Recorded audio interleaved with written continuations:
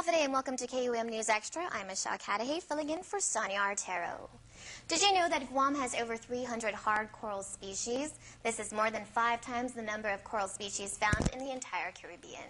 Guam's coral reefs are a main attraction for the tourism industry, as our reefs are home to many types of marine life, including our abundance of fish. According to a recent report, the health of Guam's coral reef has declined in the past 40 years as a direct result of threats that can include coral bleaching, climate change, diseases, tropical storms, and pollution from runoff. As a direct result of such threats, 1997 was declared the International Year of the Reef. It became a global effort where now over 225 organizations in 50 countries and territories give rise to new marine protection areas as well as global coral reef organizations. Here to discuss their education and outreach campaign for 2008 is the coral reef ecologist from NOAA Fisheries, Miss Valerie Brown, and Valerie is joined by the Director of Bureau of Statistics and Plans, Alberto Lamarena V. Welcome. Thanks for having us. First off, I would like to talk with you, Valerie. Maybe you could tell us more about the International Year of the Reef. How was this first brought about on Guam, and maybe the importance of this? Sure. Well, we had the first International Year of the Reef in 1997 as a response to the overwhelming threats that were affecting coral reefs around the world.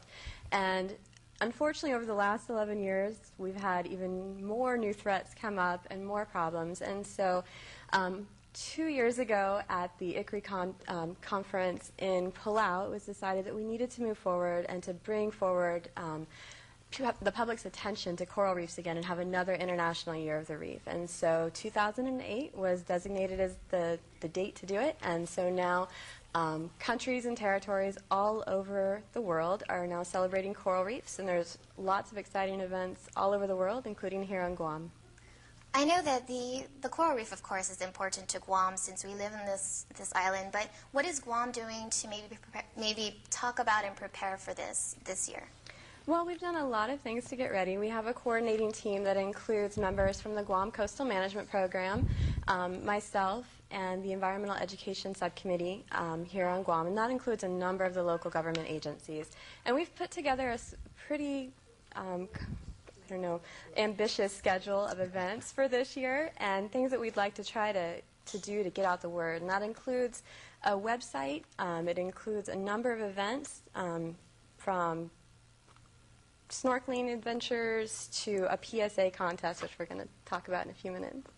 So what is the biggest event? I understand every year you guys put together the coastal cleanup. Is that just one of the major events set for this year? That is one of the major events, but we're going to have smaller reef cleanups throughout the year. MDA, one of the local dive companies, actually got a community-based marine debris grant this year, and they're hoping to do a lot of underwater beach and stream cleanups. So it's a way everybody can get involved this year. But then we're also going to have a coral reef symposium in April, so the public will be invited to some of that, and a lot of other events throughout the year, just that people should stay tuned to find out about.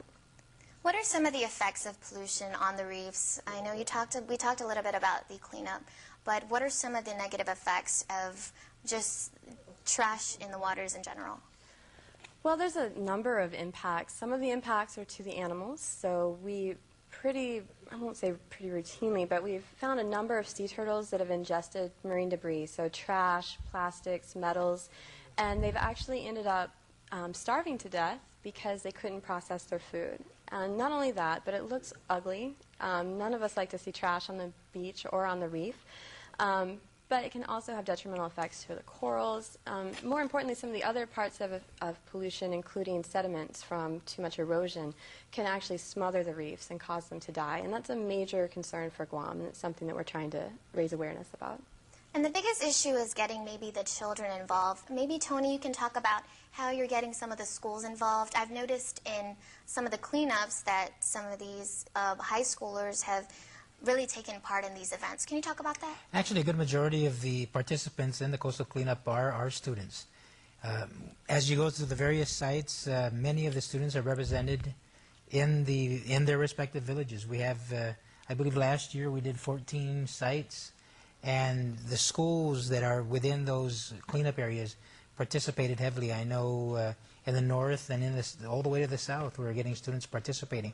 A lot of the events that we'll be doing this year will involve students as well, and families. I think it's important that we bring the families together, because the reality is that the preservation of our coral reefs are important not just to the adults today, but the children for tomorrow. And what about various organizations? What are some of the organizations you've seen, besides some of the students that are getting involved? What other organizations take part in these events? We get a lot of nonprofit organizations getting involved. We'd like to get the business community more involved. We want to thank Mr. Russell Sinclair from ANZ, and he's actually going to be coordinating the business community to become participants and sponsors for the numerous events throughout the year. So we want to get the community involved. We're going to have a lot of events every month, and we'd like the business community to sponsor many of these events.